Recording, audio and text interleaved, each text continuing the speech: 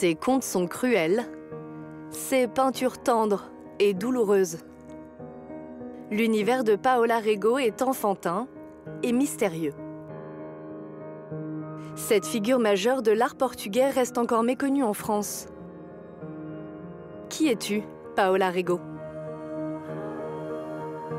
Cet artiste va créer des scènes parfois assez fantastiques, en même temps très réalistes, qui disent beaucoup du monde, de l'ordre social, de la question même psychanalytique, des rapports de force entre les êtres, entre les hommes et les animaux, entre les hommes et les enfants. Première femme de l'école de Londres, elle en reprend les codes, tout en se démarquant de ses condisciples masculins. Francis Bacon et Lucian Freud, figures de proue de ce courant, sont eux portés sur le tourment de l'existence humaine.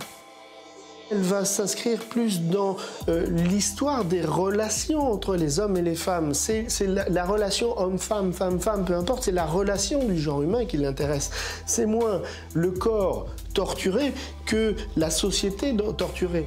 Pour parler des relations humaines, elle s'inspire de son propre parcours. L'œuvre de Paola Rego est éminemment biographique, ou en tout cas, elle est en réaction avec la biographie de Paola Rego, qui a connu plusieurs avortements, qui a eu une relation avec les hommes souvent difficile, où elle était souvent dominée par les hommes.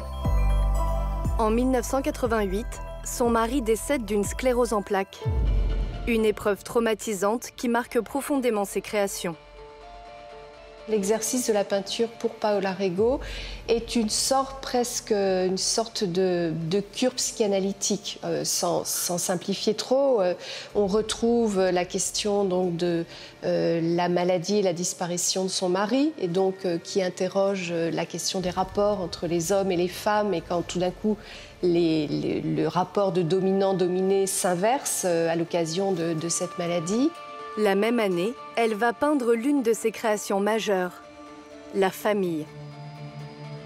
Une femme qui maintient un homme sur le lit, une jeune fille qui déshabille cet homme, qui est complètement emprisonné, et une autre un peu plus loin qui prie.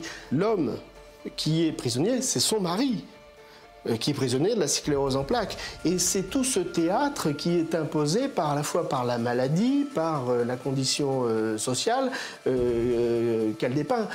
Vous pensez que Sner est une scène pleine d'innocence et de naïveté? Pas tant que ça. On est dans un univers étrange. Le jeu qui s'instaure entre la jeune femme et le chien n'est pas normal. Déjà, il y a un jeu sexuel entre les deux. Et il y a un jeu de dominant à dominer. C'est la jeune femme qui domine le chien. Le chien, en réalité, n'est pas un chien. Le chien, c'est son mari. Et le chien est dominé parce que son mari est malade. Et c'est Paola Rego et sa future assistante qui s'occupent Et c'est sa vie de tous les jours. C'est-à-dire que quand elle s'est occupée de son mari, elle va dans son atelier et elle peint sa vie. C'est une femme qui va peindre sa vie, sa condition, mais son quotidien aussi. De la vie quotidienne à la vieillesse, c'est un théâtre d'âme tortueuse que nous propose Paola Rego, exposé au musée de l'Orangerie jusqu'au 14 janvier 2019.